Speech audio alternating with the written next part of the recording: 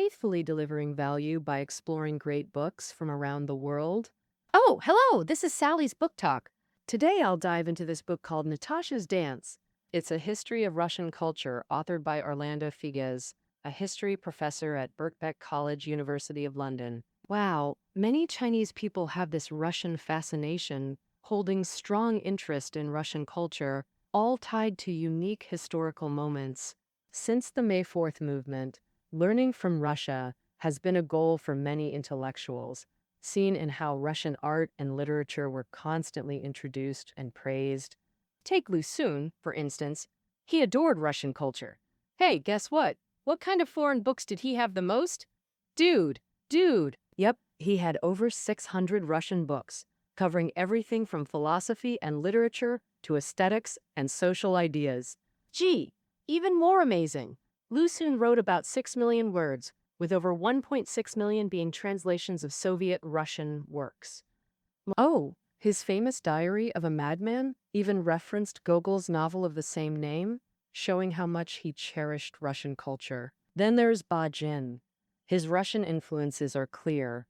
The Jin in his pen name comes from figures like Kropotkin, Pushkin, Tolstoy, and Gorky, who all shaped his writing. By the 1950s, Soviet novels, films, and music flooded in, deeply impacting Chinese people's minds. Even now, older folks can hum tunes like Katusha, Red Plums Bloom, and Moscow Nights from the Soviet era. Actually, people from the 70s and 80s know these songs well too, and on social media, a new phrase is trending. They call Russians the fighting nation, and many are eager to explore how that toughness formed and ties into Russian culture. So, if you're curious about Russian culture too, you absolutely shouldn't miss this book, Natasha's Dance. The author, Professor Figgis, is a top British historian focused on Russian history and culture, with a stellar reputation. First, this book's his masterpiece. It got rave reviews right after publication. I mean, there are tons of books on Russian culture, so what makes this one special? Well, first off, it covers a lot, giving a full picture of Russian culture's achievements in literature, music, art, architecture, and more. Almost all famous figures in Russian cultural history are covered, with masters like Pushkin, Tolstoy, and Stravinsky being highlighted. Moreover, the author doesn't just list celebrity stories, instead, they place each cultural figure in their historical context for understanding and interpretation. So, even though the book features over 100 figures, it never feels messy. They're all neatly placed within their own contexts, making the overall thread of Russian culture clear. That's a level hard to achieve in typical cultural histories. Lastly, the book is thick, but it's smooth and vivid. Every character comes alive as if right before your eyes. That's something most historical works struggle to do. Now, let's talk about the book's title.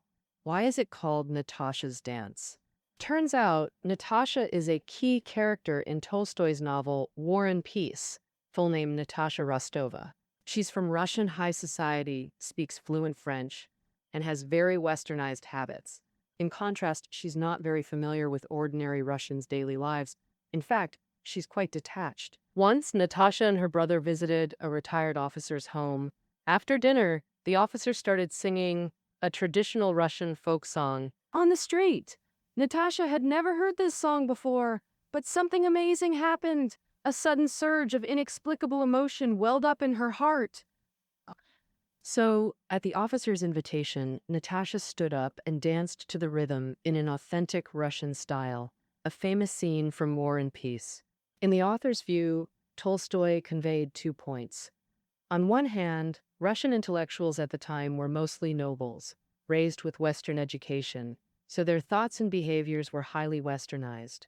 On the other hand, the Russian national spirit and native culture were already planted like seeds in their hearts, ready to sprout at any opportunity. That folk song on the street was the very trigger that made the seed in Natasha's heart break through the soil.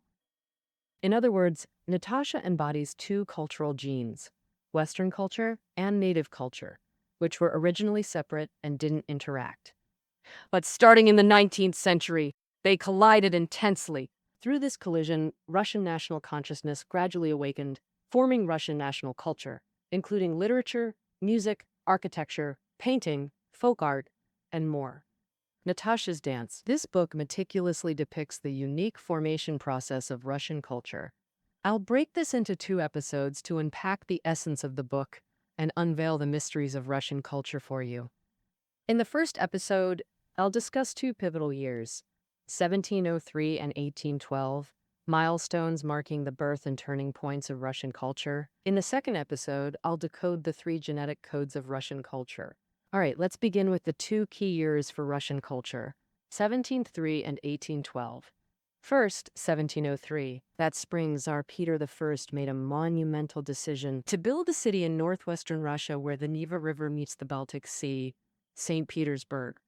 This wasn't some rim of Peters.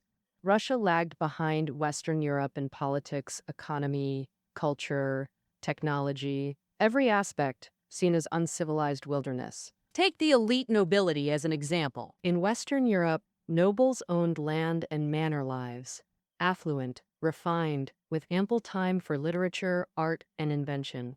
They were true cultural and social elites, but Russian nobles were entirely different. They owned no land. All Russian territory belonged to the Tsar.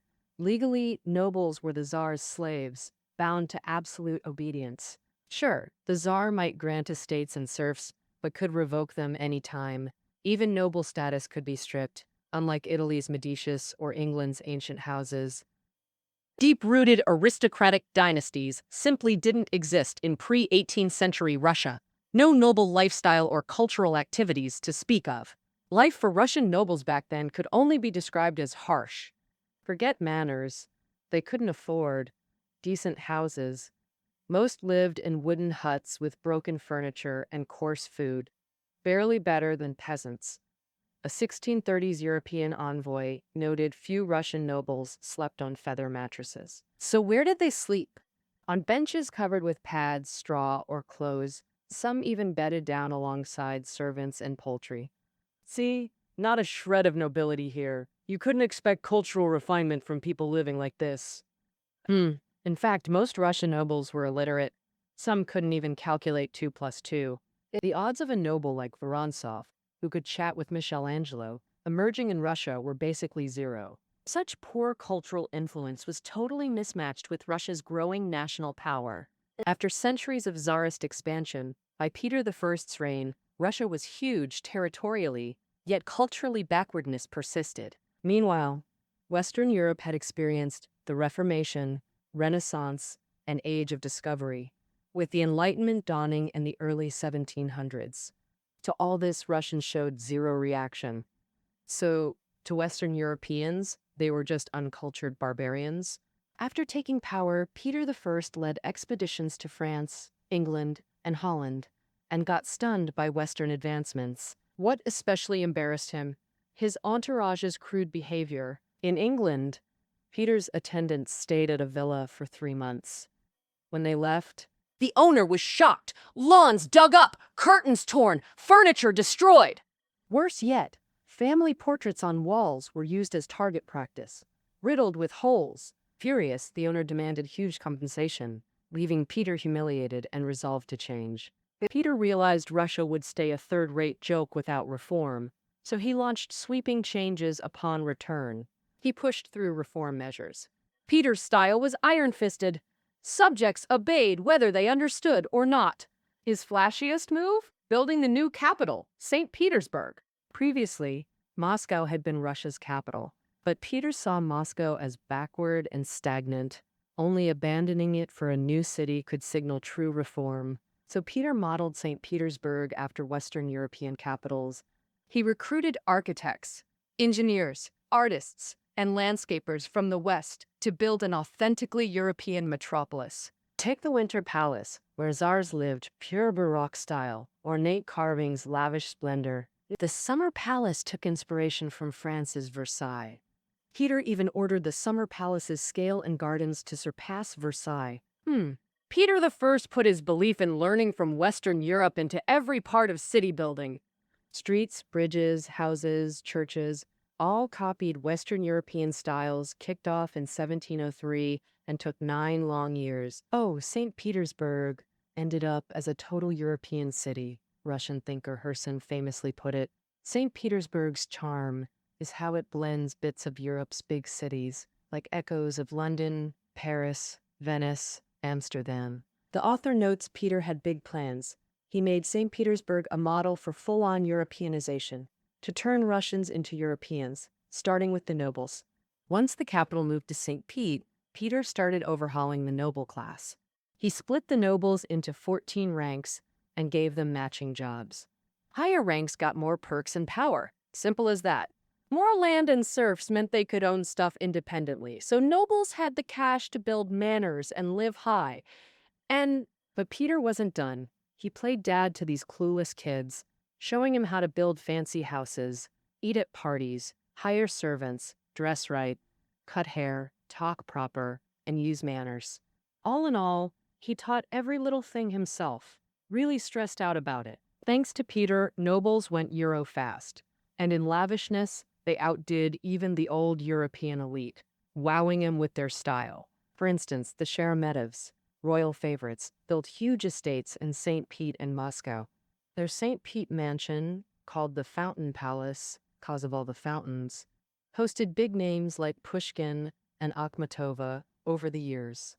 The Sheremetevs went all in European, imported clothes, food, instruments, paper, did throw fancy dinners, listen to classical tunes, catch operas, or waltz around. Shows how influential role models are. Other nobles jumped on board, and in one gen, they flipped to look just like Western nobles. Exactly what Peter wanted. The nobles out front. Russia became fully Europeanized. This had two major consequences for Russian culture. First, the nobility became the primary bearers and creators of Russian culture. They learned Western European culture first, held vast resources, and had huge advantages over peasants and commoners, naturally becoming Russia's most cultured class. Throughout Russian cultural history, leading roles went to nobles.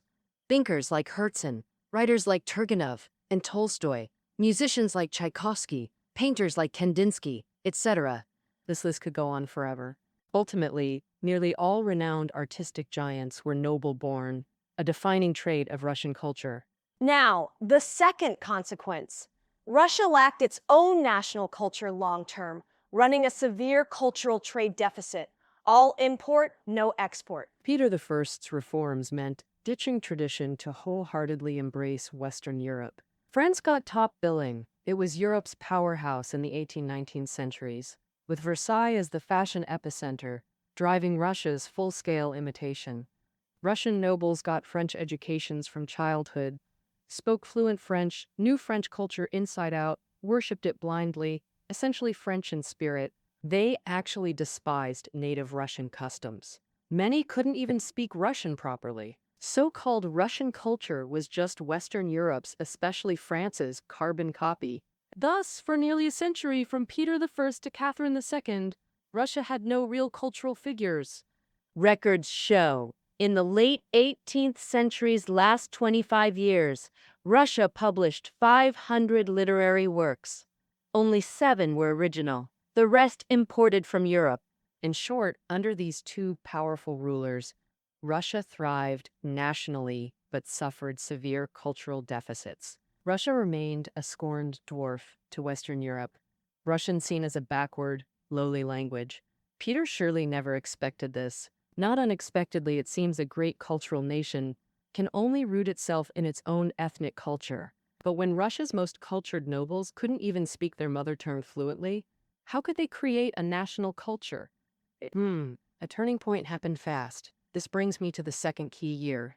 In June 1812, Napoleon led 600,000 troops to invade Russia. The war lasted half a year, and the French army got crushed. This is seen as the moment Napoleon turned from peak to decline. Interestingly, the Franco-Russian War also became a turning point for Russian culture. Well, first, this hit the Russian nobles, obsessed with Western European culture, especially worshipping France, with a huge psychological shock. They embarrassingly found that France, which always boasted of being civilized, actually started an aggressive war without even declaring it, sparking the nobles' national pride. That they eagerly joined the military to fight for their homeland. By signing up, nobles inevitably got close to ordinary soldiers. At that time, Russian soldiers were mostly peasants, and the majority were low-status serfs. They'd thought this was just a ragtag bunch, but day in and day out, they got deeply moved by the soldiers' simplicity and kindness. On the battlefield, soldiers bravely sacrificed with simple patriotism. Through the war, a deep bond formed between noble officers and peasant soldiers, shared life and death. Social customs changed too. Many nobles grew iconic Russian beards, like peasants, and started learning Russian on their own. Thus, Russian national culture gradually took shape, peaking for the first time in the 1830s with Pushkin as its icon. Pushkin came from nobility, got French education as a kid, and could write poetry in French by age 8. The 1812 Napoleonic invasion shook him to the core. Pushkin was only 13 then, too young to fight, but the nobles' awakened national pride and new view of local culture spread through high society. Everyone talked about it, deeply affecting Pushkin and making him reflect. Oh, Ray. He believed blind worship of Western Europe had let French and other European languages invade Russian, draining its life. The urgent task was to revive Russian, but it wasn't easy. Back then, Russian was mostly used by peasants and was pretty basic. Nobles used to speaking French suddenly switched and found many words missing, like sympathy, impulse, trousers, flu. This made literary creation super hard. Writers couldn't think in their native tongue, so they couldn't express emotions or ideas in it. What to do? Fortunately, Pushkin's childhood experiences helped him immensely. The nanny who raised him was a serf. She told Pushkin many folk tales in Russian, so unlike other nobles, he was very familiar with Russian and consciously applied this folk literature experience to his writing. His 1820 epic poem, Ruslan and Ludmila, drew from folk legends, which in itself was an innovation. Pushkin used a lot of everyday peasant vocabulary, even including some coarse language. This filled the whole poem with Russian flavor. After that, Pushkin released works like the poem Eugene Onegin and the novel The Captain's Daughter. These were accessible, and their artistic value rivaled Western European literature. Pushkin's fame soared, making him the first Russian writer with international acclaim.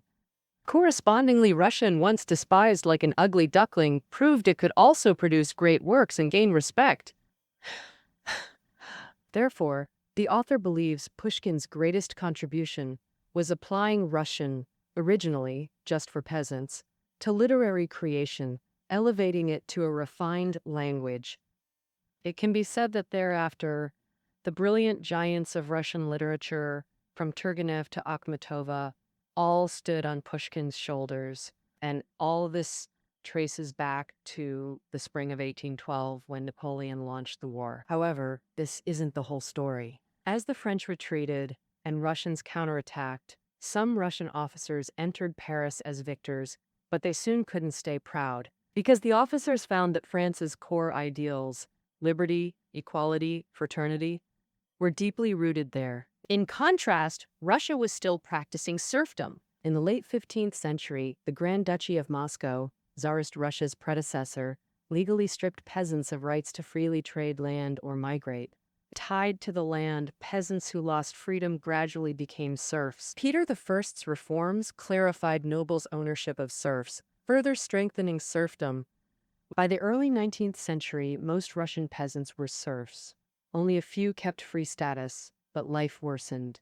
Serfs endured heavy labor, busy lifetimes with no rights, their life and death controlled by masters. The Sheremetev family we mentioned earlier owned over 200,000 serfs. Their luxurious lifestyle was actually built on exploiting the blood and sweat of serfs. Just thinking about this made the officers, baptized by Enlightenment ideas in Paris, burn with shame. They realized the Russian nobility's previous worship of French culture had only scratched the surface. After returning to Russia, this group actively spread democratic ideas, led by the charismatic Guards officer Chadayev. He fiercely criticized serfdom and called for freeing serfs and granting citizenship, profoundly influencing Pushkin. Actually, Chadayev, 5 years older, was Pushkin's spiritual mentor, introducing him to progressive officer circles. In 1818, Pushkin wrote his famous To Chadayev, encouraging comrades. Russia would awaken from its slumber. On the ruins of autocracy, people will remember our names. In December 1825, officers attempted to overthrow autocracy, the Decemberist uprising, brutally crushed by Tsar Nicholas I. Afterward, Chadayev was declared insane by authorities for his philosophical letters attacking Tsarist rule. Though they failed, the Decembrist spirit profoundly influenced Russian culture. If noble officers rediscovered their roots through peasants, the Decembrists rediscovered Europe through Paris. From then on, native and European elements collided and merged, forming Russian culture's 3 genetic codes, the focus of our next episode. All right, that concludes part 1 of Natasha's Dance. Find reading notes below the audio. See you next time.